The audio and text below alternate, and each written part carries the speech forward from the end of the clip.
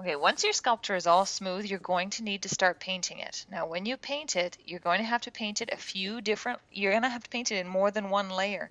The one layer is still going to show the DAS clay through it, so you're going to want to, this is at least my second layer going over this bird here, and you can see I'm trying to cover up the DAS clay underneath. I want it just to be one nice solid layer. I'm going to go and paint the color of the feet and the beak and the eyes afterwards. You can see here I painted it, the bottom of it, and then set it upright, and so then the paint lifted off.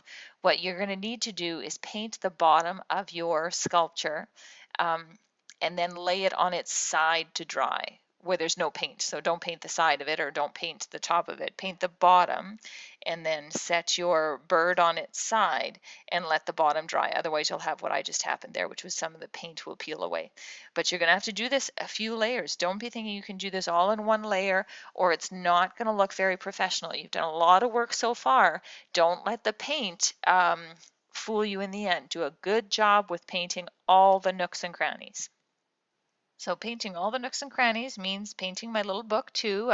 Well, I made two books. I'm not sure why. I wasn't thinking, I was thinking maybe one of them would mess up or whatnot. I wanted to try two books, but I only needed to make one. This is at least my second coat of blue on here for my book. I wanted a blue book on there.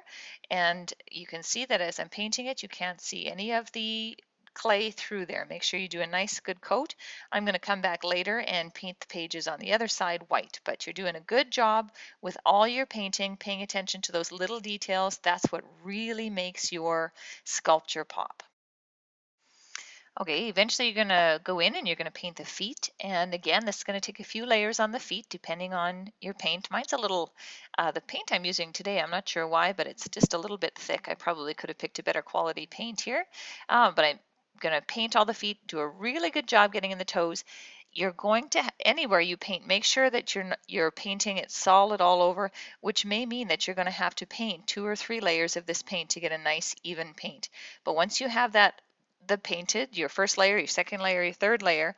But anyway, after each layer, you're going to have to let it dry. And for the feet, you're going to have to just tilt it on its side so that the paint doesn't come off the feet and let it dry. So here's my bird once the base of it has been done. I haven't added any details, but here we're gonna put some eyes on.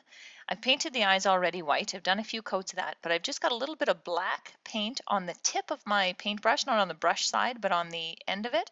And I'm just gonna poke a dot right onto the eye, and that's going to make my little eyeball. And I'm going to do that with the other side as well. I'm going to put 2 black dots in there, and that's going to give him a little bit of an expression. My guy's going to be looking down at a library book, so I put the black dots down into the one side. Remember, however you put those on can make your bird look a little crazy if you want it to be crazy, or looking up or looking down. And then afterwards, we're going to go back over top with a tiny little white dot right over top of that black one to give it its final look.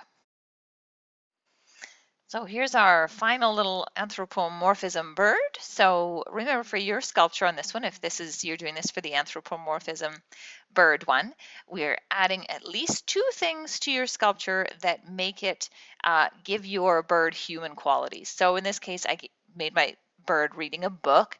I gave him some glasses and oh, and I gave him a bow tie in here. So have fun finding your own creative ideas and ways to create your own bird.